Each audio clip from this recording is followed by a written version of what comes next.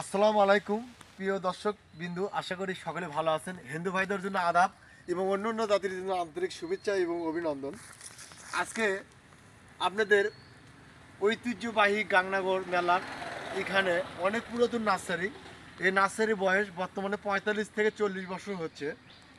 তো এনার পরে অনেক নার্সারি আছে। আজকে আপনাদের এই নার্সারি থেকে আমি যে 30 বছর বা 40 বছর ধরে এনারা এই নার্সারির মধ্যে আছেন যুক্ত, আমি সেই ব্যক্তির সাথে আপনাদের সাথে আজকে পরিচয় করে দেবো। আশা করি খুব ভালো লাগবে। তো দেখা যাক। আসসালামু আলাইকুম। তাহলে আপনি নার্সারিতে কয় বছর ধরে আছেন? ইনশাল্লাহ হবি তো 30-35 বছর। 30-35 বছর ধরে আপনি নার্সারির মধ্যে যুক্ত। হ্যাঁ, অনেক ভাই আমাদের কাছে প্রশ্ন করে যে সুপারি গাছ কোন নিয়মে গাছলে সুপারি ফলন ভালো আসবে, এটা একটু বলবেন? সুগরি গাছ গাড়ার নিয়ম, তাহলে গাছটা দীর্ঘদিন লাস্টিং করে, ফলে ভালো আসে। আচ্ছা গাছ ছোটতেই ফল ধরবে। আচ্ছা, গাছ ছোটতেই ফলন ধরবে। হ্যাঁ, গাছ ছোটতেই ফলন ধরবে। আচ্ছা, ম্যাক্সিমাম না হলেও 3-4 পাতা করে সুগরি আসবে। 3-4 পাতা করে সুপারি হ্যাঁ, আসবে। 3-4 পাতা করে সুগরি আসবে। কিন্তু গাছটা গাড়ার নিয়ম গোড়ার থেকে 3 গেরো অন্তর। তাহলে আপনি আবার একটা দেখে দেন, মানে গোড়া মানে থেকে এই এই পরিমাণ থেকে তাহলে 1, 2, 3 এই 3 পর পোতাম দেওয়া দিতে হবে মাটির ভেতর। তাহলে 3 গিট পোতান দিয়ে আজিলে গাছটা শক্তিশালী ফলন ভালো আসবে। কোনো মরাও যাবে না, কোনো সমস্যা আসবে না। না, সঠিক। এটা 100% গ্যারান্টি। আচ্ছা, আপনি হয়তো নার্সারিতে হয়তো আরো অনেক ধরনের কলম লাগানো থাকে, যেমন আম, তারপরে জাম, পিয়ারা, নটকল ইত্যাদি অনেক ধরনের কলম হয়। হ্যাঁ, হয়। তো এই কলমগুলোর মধ্যে কি সেগুলো কি এইভাবে ওপেন করতে হবে? হ্যাঁ, এইভাবে ওপেন করতে হবে। না না, সেগুলো কি এরকম সঠিক পোতা দিতে হবে? না না না না না, পরিমাণ আছে। সেগুলো পরিমাণ ভেনো। হ্যাঁ, শিলের পরিমাণ ভিন্ন। প্রিয় দর্শক, এটা হলো সুপারি গাছের জন্য ইনি বলতেছে। এটা এই পরিমাণই নিয়ম। আপনারা যদি মনে করেন ফিরে অন্য গাছের জন্য এরকম পোত দিলে তো হবে, তাহলে তো গাছ মারা যাবে। হ্যাঁ, বেশি পোতাম দিলে মারা যাবে। ঠিক টপের আধা ইঞ্চি 1 ইঞ্চি পোতাম দিতে হবে। আধা ইঞ্চি 1 ইঞ্চি পোতা দিতে হবে। হ্যাঁ, গোড়ায় কোনো সার প্রয়োগ করা যাবে না।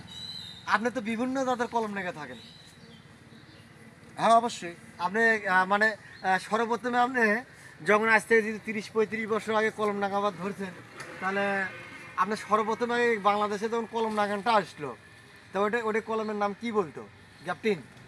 মানে আগে জোর কলম লাগাতাম। আগে জোর কলম আগে সর্বোচ্চ জোর কলম। আচ্ছা, তারপরে আসলে হচ্ছে চোখ কলম। চোখ কলম। হ্যাঁ, আর এক চোখ গাছ কলম মানে সেটা আর এক গাছ থেকে কেটে নিয়ে এসে বাড়িতে বসে সেটিং করা।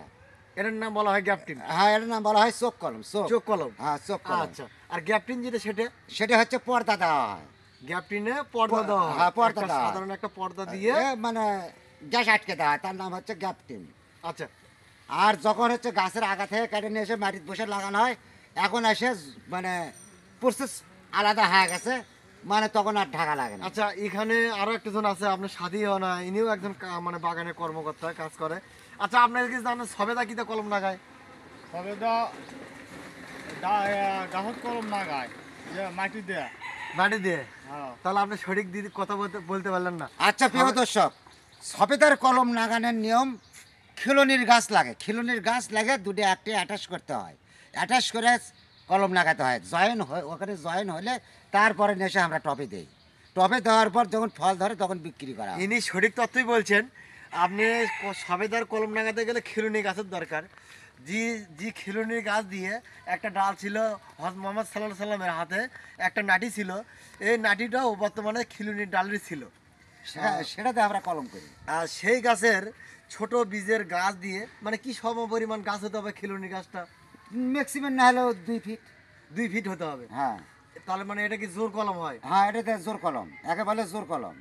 জোর কলম লাগাতে হয়। হ্যাঁ, তো আমি জোর কলমের প্রসেসটা আপনাদেরকে দেখাবো এই ভিডিওতে। অবশ্যই ভিডিওটা না টানে দিয়ে আপনারা শেষ পর্যন্ত দেখতে থাকবেন। আর একটা বিষয় হলো কি, ধরেন এই সুপারি গাছে যদি 12 মাস সুপারি ধরে, তাহলে একটা গাছ থেকে কতগুলো সুপারি পাওয়া যেতে পারে? আসবে। আচ্ছা প্রিয় দর্শক, একটা গাছের যদি 3টি পাতা সুগরি ধরে, 3টি পাতায় সুগরি না হলেও 1.5 বিশ সুগরি। 1.5? দেড় হ্যাঁ, বিশ। এটা চোখ মিন জানা আছে। হ্যাঁ এটা তো সাধারণ দেশি গাছগুলো দিয়ে ধরে থাকে। হ্যাঁ, প্রিয় দর্শক, 1 বছরে যদি একটা গাছের যদি 4টি পাতা 3টি পাতা সুগরি ধরে, তাহলে আপনার 1.5 বিশ থেকে 2 বিশ সুগরি হবে। অ্যাঙ্কার বাজারে 3000 টাকা। 3000 টাকা? অ্যাঙ্কার বাজারে 3000 টাকা। একটি গাছ থেকে 3000 টাকা। একটি গাছ থেকে 3000 টাকা? একটি গাছ থেকে 3000 টাকা বছরে আয় আসবে। সেটা বছরে আয় আসবে? হ্যাঁ, বছরে আয় আসবে। আচ্ছা, এই গাছটা যদি আমাদের 12 মাসে ফসল দিয়ে থাকে, তাহলে কি রকম হতে তাহলে পারে?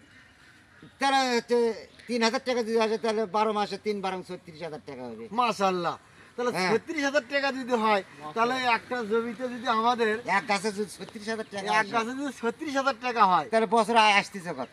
বছরে যদি 1,000 গাছ আছে তাহলে কত হয়? 36 লক্ষ টাকা আসে। হ্যাঁ। 1,000 গাছ থেকে 36 লক্ষ টাকা আসতেছে।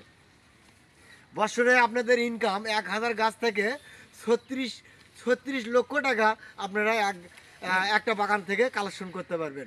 আপনারা হেলায় হেলায় এই সময়গুলো না নষ্ট করে দিয়ে গাছ- ইনশাআল্লাহ চারা গাছ নিয়ে লাগান, যান, চারা নিয়ে যান। চারা নিয়ে যা ওপেন কারেন্ট। করেন। তো আজকে আপনাদের যে সঠিক পরামর্শগুলো দিল, এনার জন্য একটু দোয়া করবেন। ইনি জানি ভবিষ্যতে আপনাদের ভালো ভিডিও উপহার আরো দিতে পারে। উন্নত জাতের তৈরি করে আমরা দিতে পারি। হ্যাঁ, আরো উন্নত জাতের তৈরি করে দিতে পারে। আজকে ভিডিওটা আমার এরকমই ছিল। তো সকলে ভালো থাকবেন। আসসালামু আলাইকুম রহমতুল্লাহ।